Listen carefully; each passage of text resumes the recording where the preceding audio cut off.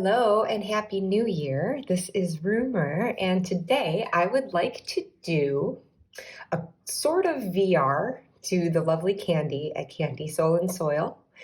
And I say sort of VR because it's not technically a topic that's tagged or anything, but I'm responding to it, so I'm calling this a video response. What am I responding to though? Well, Candy had recently shared her year ahead spread for the last year and assessed how accurate it ultimately proved to be. So I was looking to do this exercise myself anyway with the spread that I too had done. And why not share it with you all as I go through this process? As you can probably see here by counting the cards, I did not do a monthly year ahead.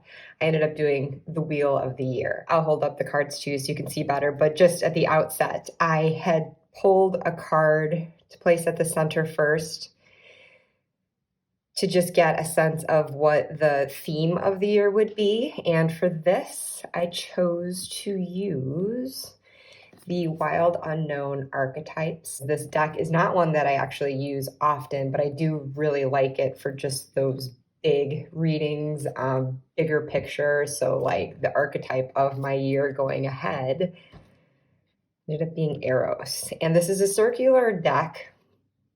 And I decided to indeed look at it in terms of its orientation. I did not end up doing reversals for the tarot cards, but I was curious to see how this fell out. And as it was, it came out hard left this way. So I don't know if any of you work with circular decks, if you do take into account how that might be turned, but I typically see if it's twisted this way, there's like a resistance, a holding back from something or being pulled back from something, a lack perhaps, but going this way then would be like really leaning into that energy and maybe even too much so, where it just kind of throws things out of balance. So either way, I see it as, an imbalance, whichever way that it's turned. So the fact that it came up this way, cranked to the left here, I saw this as an energy that would be, challenged through the year, something that I might be a bit deficient in and held back from. And so looking it up straight away at the time that I did the reading last year, about a year ago, this one fell under the initiations category. And it says love as desire, eroticism, sensuality. So I was like, what? Though Eros can be depicted as unbridled sexuality and eroticism, a more contemplative, and yes, that's how I pronounce this word, okay? I feel like most people say contemplative, but Merriam-Webster says that my way is valid too. So anyways, where was I? A more contemplative understanding of this archetypal energy leads us to the root of desire itself. Okay, so it doesn't have to be this like sexual erotic energy. Just what do we long for? Why are we awakened by love? What makes us hesitate in the face of intimacy? Eros reconnects us with the primal longing to merge with another human being, nature, music, art, plants, food, or anything that we perceive we are separate from. Eros allows us to momentarily unite. Our heart embraces otherness, and in doing so, we further understand our own. Our life force awakens. This card reveals an inevitable initiation into love's labyrinth. You may find yourself swirling in a new territory of desire and sensuality. Explore the labyrinth with a curious and honest heart, and remember, though the way is circuitous, you are always being led toward its center. Also noted here, just to reiterate the idea that it doesn't have to be this like sensual love necessarily, Plato reminds us that Eros can be experienced as platonic love. It is activated when we witness beauty and truth in the world, when our barriers soften. So I don't know. I guess at the time, a year ago, I was too lazy to actually journal about this at the time. Instead, I snapped a photo of it, which I will insert here just to show the original layout. And this is just a recreation as I look back over it again. But I feel like I can somewhat remember some of the thoughts that I had at the time initially. And I didn't really like dive too deeply into it at the time too, because this is like a very predictive reading, and I don't typically use the tarot for that. No judgment against using the tarot predictively. Oh, by no means. I definitely do cards in a future position to see what potential outcomes could be. And even for something like this, I see it as being, well, this is potentially what's ahead. And if there's something that I don't like, I may have the ability to thwart that. I mean, there's obviously going to be external circumstances outside of our control, but there's also a lot that's very much within it. And so we can try to, manifest our own outcomes as we would rather see them versus what you see here. And so in any case, I don't know. It's hard to know, especially when you're just looking ahead for the whole entire year. I don't want to look at it fatalistically like, well, this is it and I can't do anything about it. So for that reason, I kind of hesitate peeking in case there is something like, oh, say, a tower card that shows up that pretty much signals something I'm not going to be able to control. Yeah, that can be difficult to see, and you don't want to jump to conclusions necessarily, especially if they could be the wrong ones, and then you're just living in fear of that leading up to the time. So that's where I can just feel sort of like, I don't know how I feel about it, but my intention by the end of this is to indeed do another one for this year. I guess I'm curious enough. I do want to take a look at what the landscape of this upcoming year might be. And as someone with high anxiety, as much as something like this could foster that anxiety, it also like helps me manage my expectations too. So I seeing that there was a tower in here, it just kind of helped me brace and try not to like overreact or get overly scared of what it might mean, but just to sort of be like, all right, that's on the horizon. So is there anything building up to this? Can I identify already where something might be a little shaky and unsustainable and might get my cues ahead of this, what it might be, and again, just sort of like mentally, emotionally prepare myself. But in any case, so I'm very zoomed in. I will pull the cards up one by one to show them individually, but I guess first I'll just quickly go through what the Wheel of the Year is for anyone who's not familiar. So this is, well, I made this choice versus monthly because I don't know. Because of all the above said commentary on how I feel about looking ahead at the year with a spread like this, I didn't want to dissect it too much because things can change. And I don't know, like doing the 12 months just felt a little too specific for me. And I just felt like any of that could change at any time. And not like this couldn't either, but I don't know, somehow just looking at it just more like a sort of a seasonal thing. It just felt a little bit broader and offered more wiggle room for what can be happening in between these instances. So if that makes any remote sense, but I don't know, I make up my own logic to justify myself, I guess. So we have here the two solstices and the two equinoxes, and then the midway points that occur. So, well, let's see if I can remember this. Yule, Imbolc, which kicks off beginning of February. Then Ostara at the spring equinox, then Beltane, which is May, and then the summer solstice, which would be Litha, moving into Lammas in August, and then the autumn equinox in late September, and then going into Samhain, end of October, beginning of November, thereabouts. So wasn't looking, specifically like on this date, this will happen, just sort of generally around those festival times, and allow me to just zoom out a little bit so you can kind of see how that all carries through. Okay, so at the time that I drew this, well, I guess going back to this, I was just seeing like there's some sort of like withdrawal maybe from my passions, something kind of snuffing out that desire. And then just reading that description again, just seeing that sort of like separateness from some sort of love.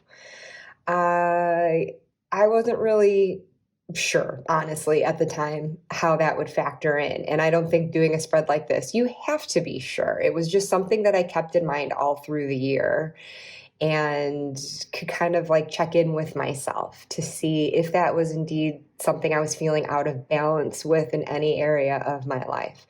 So anyways, okay, going back to the beginning. For Yule, or as I was looking at it as of January of 2022, I immediately saw this as, okay, I'm back from the US, back in the UK after celebrating the holidays in the US with family, and this month and the next month were like my time to just focus on my work, just diving right back into that without holidays and other, personal obligations kind of tugging me into different directions. I just kind of go into my little cave at this time of year and get her done. I had a pretty tight lineup going into the early spring, and so it was just a really good time of collaboration and helping people weave their own stories and make it the best that they could be. And so it definitely felt like very Three of Pentacles, being able to work together like that, because anyone who's ever written knows you can't do it alone. Maybe you can do the initial drafting alone, but it ultimately has to have another set of eyes to work with it. And anyways, I am a writer, but I also do love editing because I like to work in that support capacity as well. It just really feels good to be helping to uphold someone else's objectives and help them get there as well. And when I am in the writer's seat, then I know how much I appreciate the support that I get from my editors, etc. So anyways, yeah. So seeing this leading into this, and actually I'm just going to zoom back in. Seeing this flowing right into this for Imbolc, so this would be like as of February, and then going into the first weeks of March. I definitely, at that time, I knew that I had a flight scheduled to return to the States in early March to stay with my parents and just spend time with them. I did not have a project scheduled for that month. So the focus was going to shift from these work efforts to family, and especially being there for my dad, who was not doing so well with his health. It had been a long-term thing that he had been battling against, but he had, for the most part, been doing well, thanks to medical marvels. But as of the end of 2021, things had just started to decline a bit. So I knew that that was going to be a very important time for me to not be working, but just being back with family and focusing and savoring that. And that is what it proved to be. I did go home, and pretty much immediately after I got there, yeah, the decline worsened, and so it was a very important time to stay. And so as we got into the spring equinox at the end of March, That exact day actually was the day that my dad went into hospice. And so, obviously, as I drew this card at the beginning of last year, I really didn't know how to interpret it at that time because, as far as I knew, I was going to be coming back to the UK for April and then hosting visitors here. And I didn't know if it was going to relate somehow to that, if someone was going to be a little sneaky with me. I didn't know. I didn't really form a prediction for it based at that time. This just kind of put me on my guard as to what it might mean, or if there's a situation that I myself needed to escape. And so if I'm looking back on it now and had to speculate what this was about, I still kind of have a big question mark overhanging it, and I don't know if I'm like forcing an interpretation into it too much. But I would have to say that, like, the time that this encompassed, they were very challenging weeks. I felt very in over my head as my mom and I were suddenly and very unexpectedly thrust into this hardcore caregiving situation. And, I we were both just feeling overwhelmed and in over our heads and very like uncertain how long it was going to go on. We were very naive as to how bad the situation was. And, I think out of a sense of hope, you can kid yourself that you have more time than you actually do. And so we were in this weird like holding pattern where we're facing my dad's decline, but then there was maybe like a week or so where it just was holding steady, and we just felt in this really weird limbo. And it kind of felt like Groundhog's Day, where every day just repeated the same. And it was a very isolated time. Really not a time to have visitors beyond our immediate family, and definitely not a time where we were feeling social and wanting to go out and to leave his side. So it was like a time of very conflicting thoughts and feelings because there was nowhere else in the world I know I would have rather been at that time. But at the same time, my mind did keep escaping to my home here and just like how much easier and freer life had been before I flew into this situation. But was it really, when here my mind is still there and very much alerted to what was going on? There was always like a constant worry on my mind, and definitely with fears of the future, because I didn't know when I might lose my dad, but I didn't need this spread to sense that it probably was going to be by the year end, by 2022's end.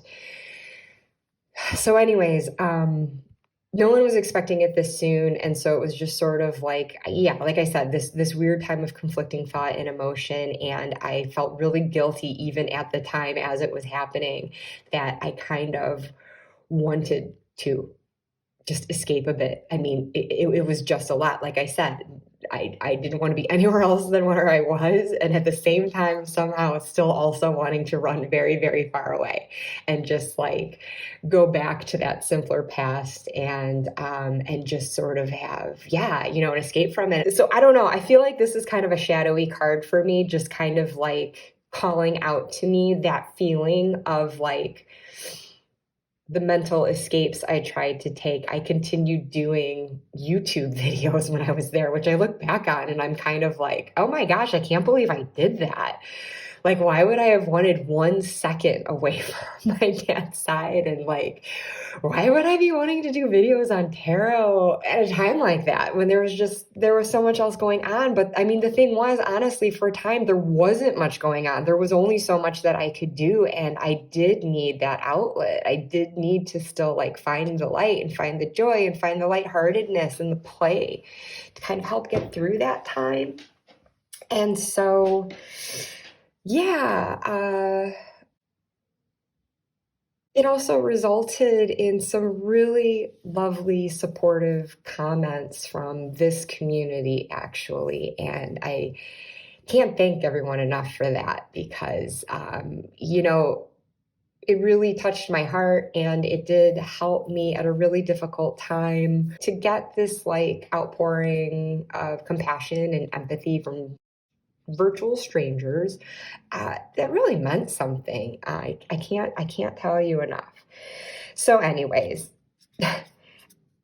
if I had to speculate what this card is about, I think it was about that. And I also can't help but zero in on these crows because I remember last spring there were a lot of crows hanging out outside in my parents' yard. And you guys, this house is the one that I was born and bred in. I never experienced crows there. I've got them all around me here where I live now, but crows were not a thing in my Chicago suburb.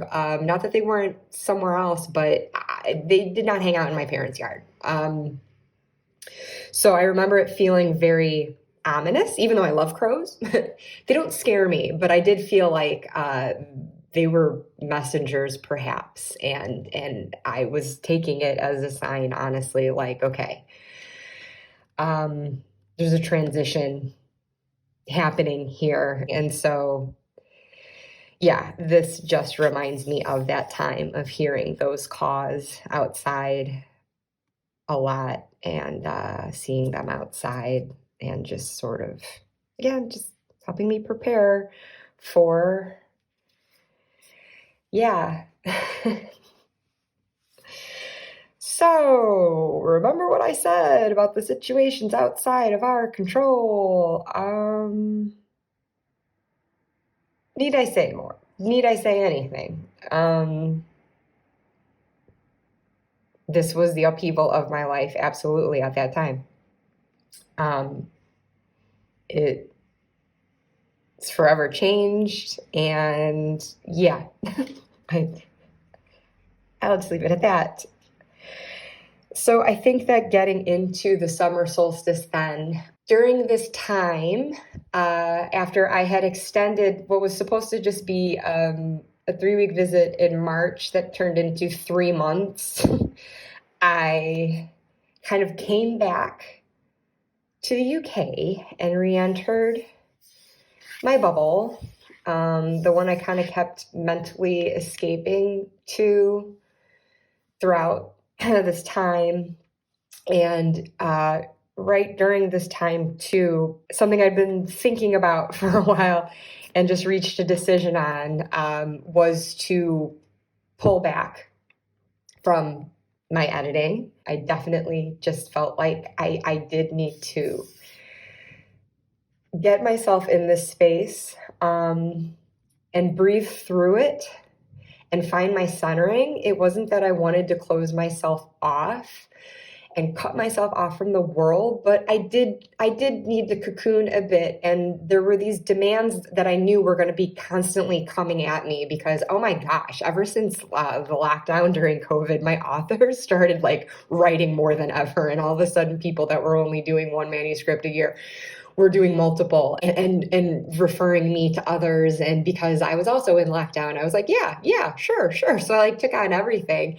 And so after a couple of years of that, with everyone really ramping up their output, I just was kind of getting burnt out on it anyway. And so that was not going to stop. This was going to keep like coming at me. And it should be a great thing, right? Like professionally, what abundance I was finding in my work. And I loved everyone I worked with, my relationships with them, so positive and constructive. And we really had a lovely thing going. And so it was definitely something that I wrestled with because I didn't want to burn any bridges by any means. I don't know though. I just, at this time though, I just needed to hit pause.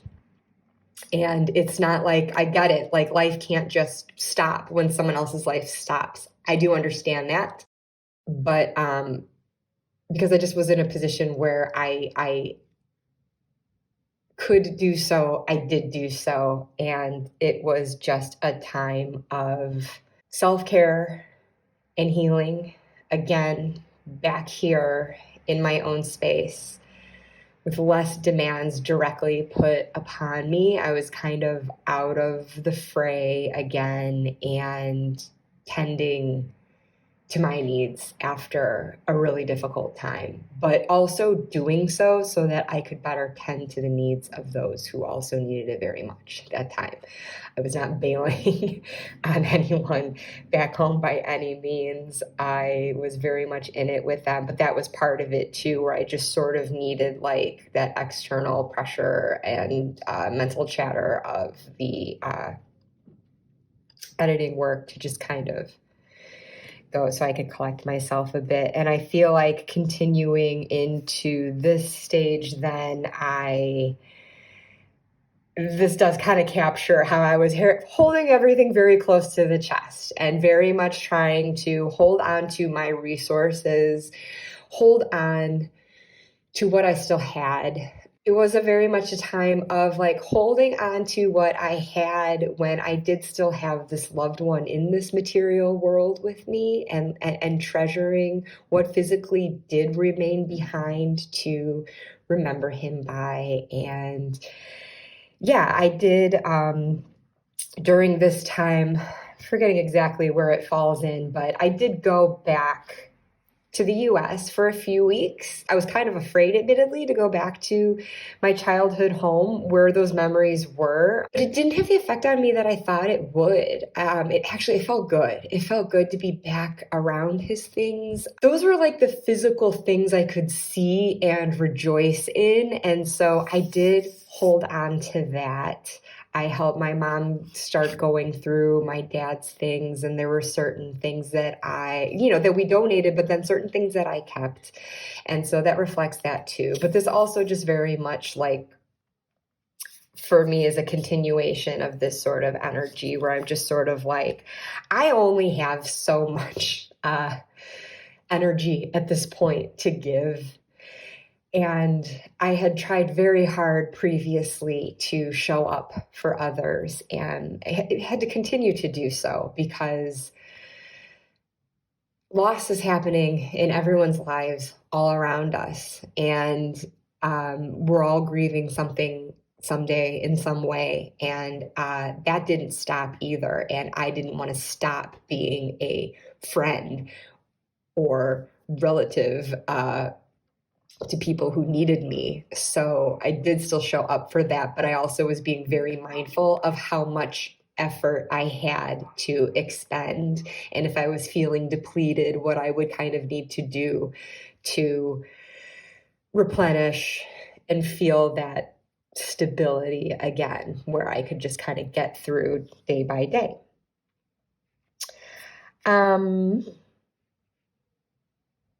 So yeah, this all kind of arcing into the Hermit here, which was actually my card for the year, doing the numerology of my birth date. And looking back on that, it makes a lot of sense. It was definitely a time of turning inward. I mean, I've always been like a hermity, introspective person anyway, but as I said before, even though I was really trying to show up for people and had been doing so, I felt like I kind of did have to rein that in a lot. And so again, this withdrawal from my editing projects, feeling a bit antisocial, making efforts. I didn't want my own life to just grind to a halt, but it just generally wasn't feeling it. And sometimes even if I did make the effort to socialize, I just sort of was still feeling a need to be supported in ways that people just kind of weren't offering, and I didn't want to ask, and maybe I need to learn how to ask for that. There is definitely this sense that as the months go on, even just the weeks following a loss, it seems our society expects you to be like a lot more okay, a lot faster than you really are in reality. And I'm reading a book right now. I literally just started it yesterday, called "It's Okay That You're Not Okay." And it's really resonating and making me feel okay that, again, all these months later, I'm still in this grieving space. I don't think I'm ever, not going to be. I do understand. Everyone says it gets easier. I get that, yes. But I also just need to feel what I feel right now.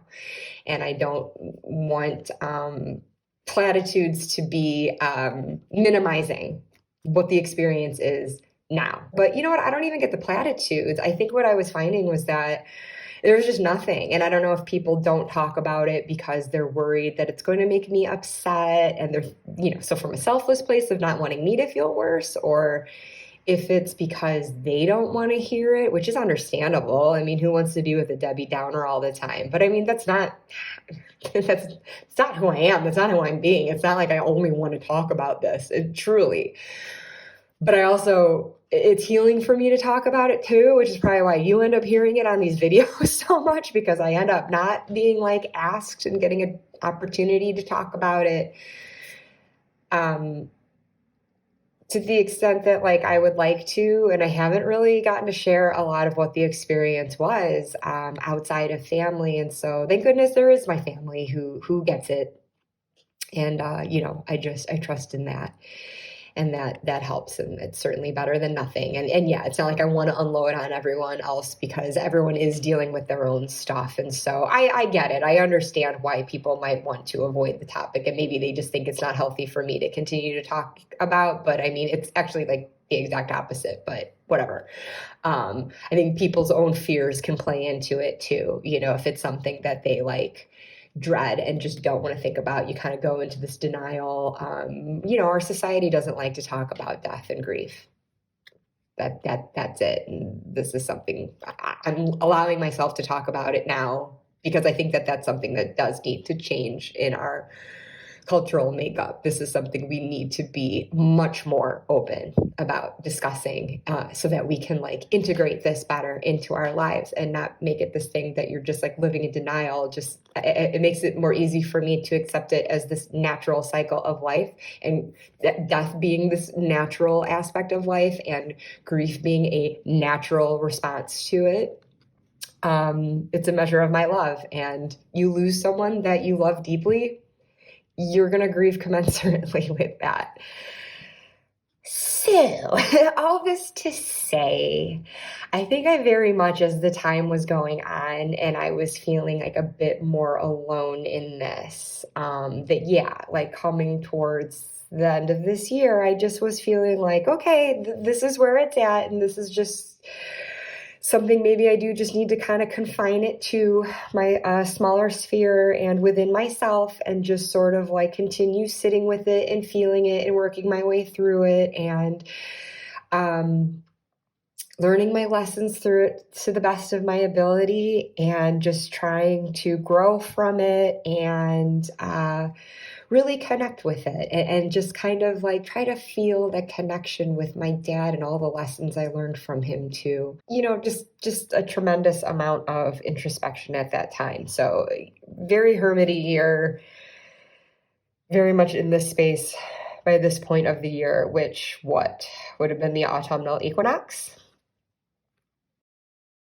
So this is where, well, I guess looking back, I guess I stopped reflecting on what I was thinking at the time. So just to back up a little bit here, I definitely was afraid of this Tower card at the time. I really do not remember thinking though, oh, this is it. This is when it's going to happen, which should have been like really obvious, but maybe that's how much I was in denial of that. I don't know. But certainly like it raises the possibility, but I also was open to it being some other sort of big change that needed to happen. I don't know, but I definitely, I wasn't looking at the calendar and being like, oh, that's when I'm gonna lose my dad. Call me silly, but again, you hold on to that kind of hope. But the card that did cue for me, aside from other, physical signs, I was seeing, that this would be the year that this loss would occur, was just seeing this King of Pentacles falling in that later stage of the year. Samhain and beyond. I kind of saw this as being like by the holiday time, this is something that we would be celebrating.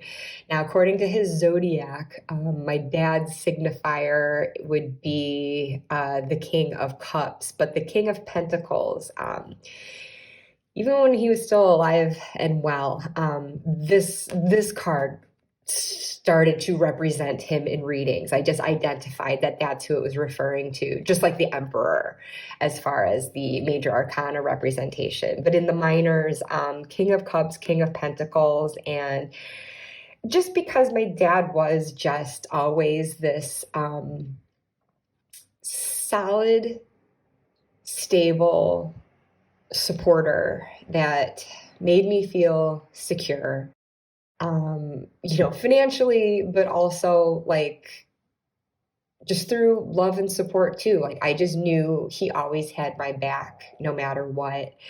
And it was something I always appreciated about him and tried not to take advantage of. But, he was just always there.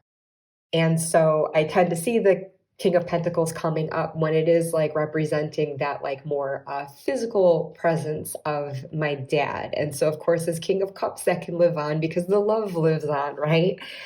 But I just sort of saw this as being like with the year drawing to the close, even though this would technically be capturing, Christmas and everything,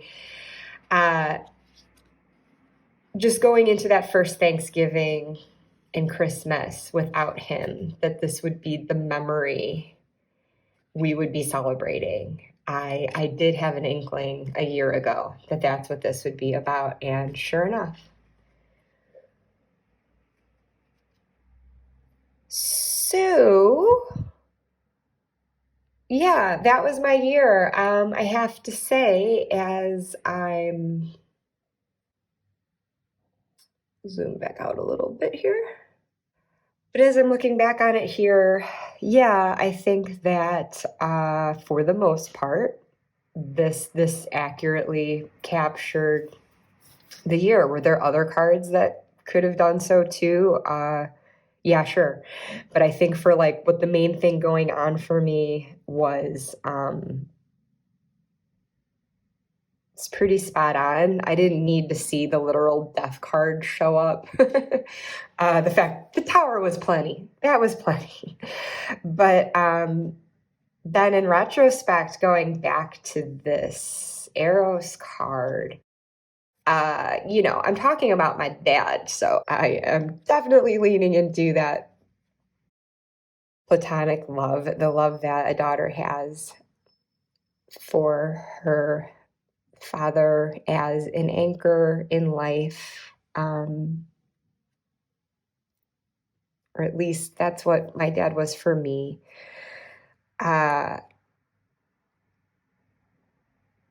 sideways tilt to the left here, I think, does reflect not the disconnection of the love, but a feeling of the separateness, and having to learn how to love him in this new way where we now have this physical separation. I can't see him. I can't hug him. I can't talk to him. Well, I talk to him. I talk to him all the time. Just not getting to listen to his voice answer me back. But in any case, I also just see this as like this dialing things back and turning inward. I did kind of step away from my passions a bit. I mean, I guess it was, full force ahead with the tarot and continuing with my YouTubing and everything. That's certainly a passion. And that's definitely somewhere I was like looking to the light. But I think I really was losing it in terms of like the literary world I once very much existed in and that I'm trying to get back into more this year.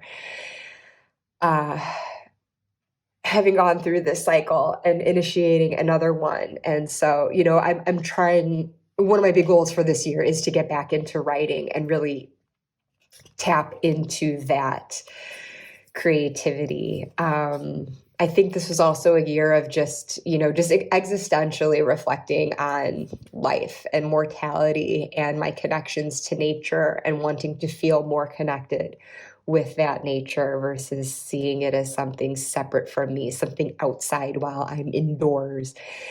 And so in any case, I think that like the message here is just to, for me to just try to find that connection and oneness, and again, find my spark again, the light that had been snuffed out. And so it's been a work in progress. And I feel like I'm getting closer to my goal now going into 2023. But, we'll see, because grief is not linear. It is also a cyclical thing. And I expect to continue to experience ups and downs, but always be making progress and evolving through that. So yeah, thank you for hearing me out on that. I guess I didn't give you much choice, but I guess you can always, or maybe you have already hit stop, unsubscribed because you're tired of hearing this. But hopefully not. If you stuck it out with me, thank you. I do appreciate it. And like I said, I don't get as much opportunity to talk about it. Sometimes I feel like I need, and so this tends to be my dumping ground for it. So as I look ahead to this next year, because yeah, let's do this again. Let's do this wheel of the year. And again, I'm not kicking it off at December 21 as I probably ought to if I'm approaching it this way, but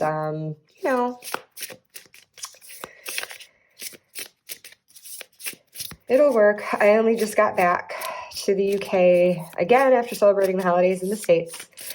I only just got back New Year's Day.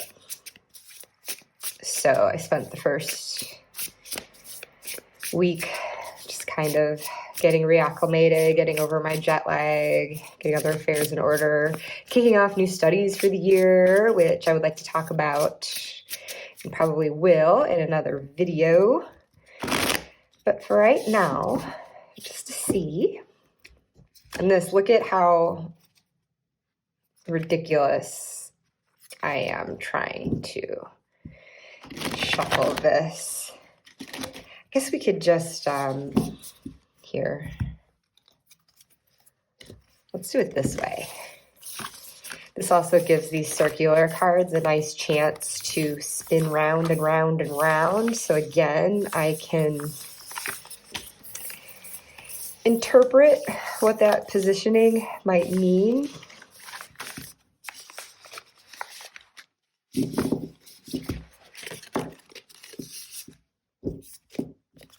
And just because I kid myself that I'm going to be any more successful at it this time as I was before, I'm going to try to shuffle like this again.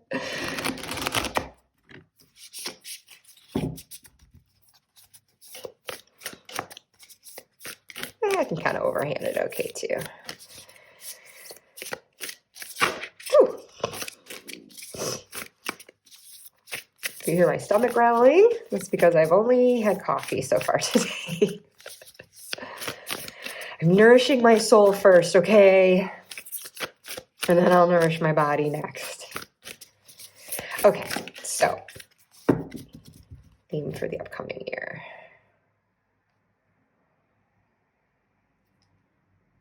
Okay, this one kind of wanted to come out. So I'm going to try to flip it as much as close as I can to how it has turned out in its rotation to make sure that rotation is evident. Okay, interesting.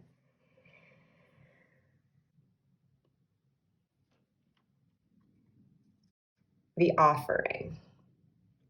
It's kind of leaning into it a little more to the right. Okay, so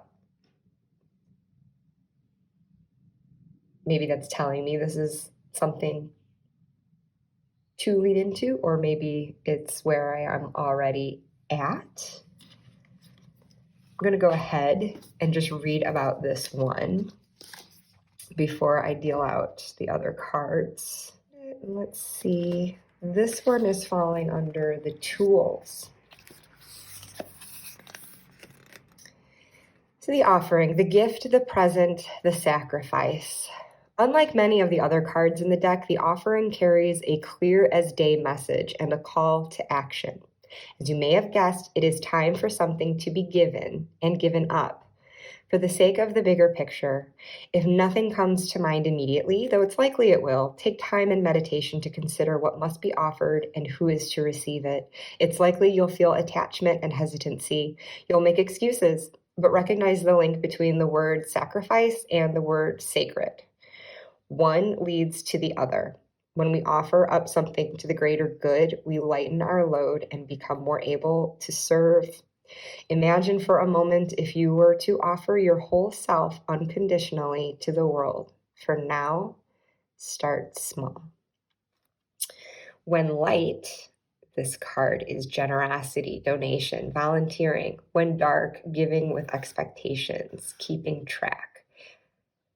Ooh, and for going deeper, Odin's sacrifice of his eye in Norse mythology. Ooh, that's something to ponder. Ooh. And then once a week, Gandhi gave up speaking for a day. Apparently, my throat wants me to give up speaking right now, too. Sorry. Offering himself to divine silence. The offering can come in all shapes and sizes. And this way, it says, if there is a gift you've been thinking of giving someone special, now is the time. Okay, so I'm just going to speak to this very generally right now, that as far as I can gauge at this moment in time, this very much speaks to me coming out of my hermit year and into what is now my wheel of fortune year. Depends on how you add up the numbers. To do that calculation. Some ways it comes out 10, some ways it can come out 19 first. And so I take it generally as the wheel year, but I like to think of that sun being a light coming back into life and bringing some joy back and just a time of illumination and just like getting motivated and taking action again with that fiery yang energy of the sun, because just generally 2023, while we're talking about numerology, that reduces to 7, which is the chariot. And so very much a year of continuing to move forward. And I think doing so with more verve than I maybe did in the last year. I'm hoping to indeed be in a place where I can put myself out there again, whether it's writing a story that people will want to read, or maybe I am going to feel ready to take on more editing projects again and ramp up with that and offer myself that way. Or I have been wanting to pick up more volunteering work because I moved away from my previous role. So I want to find something more local and have been meaning to do that and kind of stalling on it. And so I am feeling in this space of, after having that year of kind of like incubating and licking my wounds, that is going to continue. But I feel like I am like a seed starting to sprout up out of the soil and emerge into the light again, that sunshine. And I'm hoping this means the wheel of fortune is turning a bit more in my favor in terms of allowing me an opportunity to do that, and just feeling like on the upswing after what was definitely a downturn of the year last year. So that's just where I'm at with this right now. But we'll see. It's just something I'm going to keep in mind. And I see the leaning in as being like showing that proactivity, like I am keen and ready to do that, and I will be able to do so. But it's just that very little bit. It's not like I'm going so far into it that I might find myself in a state of depletion again. I see it like not as an imbalance, but just that like, yeah, lean into that energy and to a way that I'm not neglecting my own needs too, and I'm keeping myself replenished as well. So then for the 8, spokes on that wheel of the year.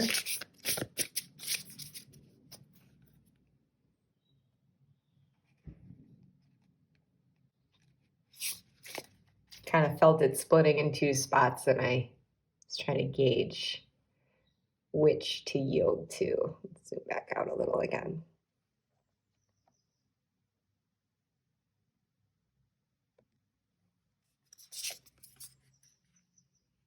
Strength. Ooh, I like that.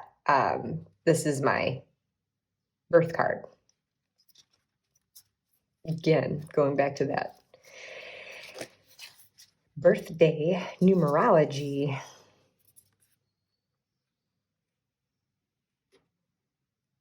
In bulk. Oh, great. Okay. So that maybe kicking off as of February. Oh, but I like this. That could bode well for getting that creative energy fired up for the spring equinox of Stara.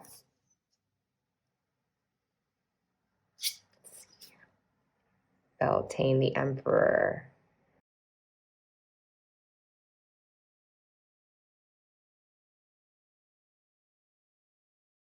By the summer solstice. Page of Swords.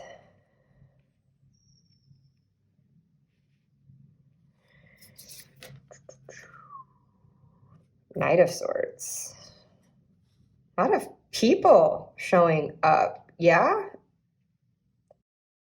These could be energies that I'm meant to embody myself, but it also makes me wonder if after emerging from this hermit year, this is kind of like a repopulation of this year as I am making this offering to others.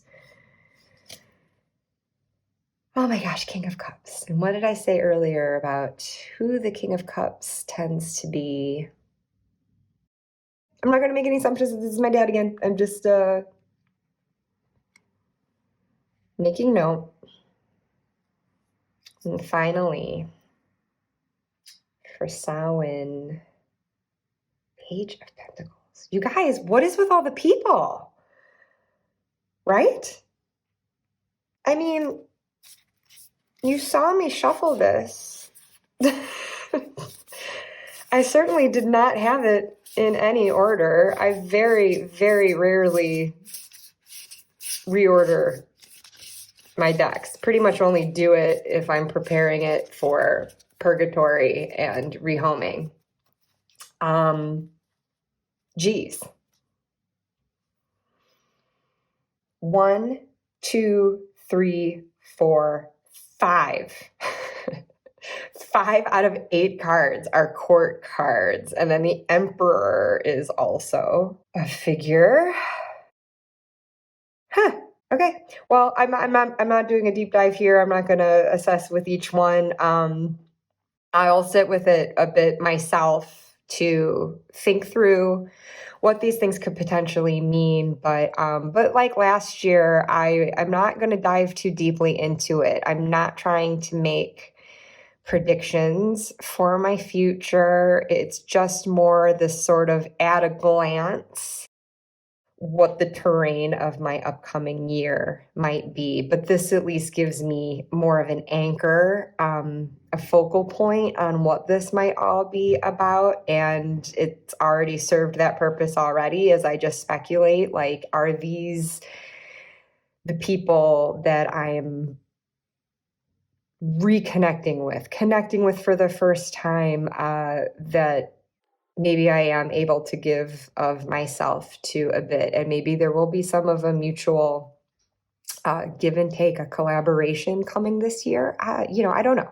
I'm not gonna make any hard and fast predictions. This is just really interesting, and so I'm going to be thinking about this more so as each season comes about and see how it might be reflecting things. I'm definitely giving myself a heads up on this though.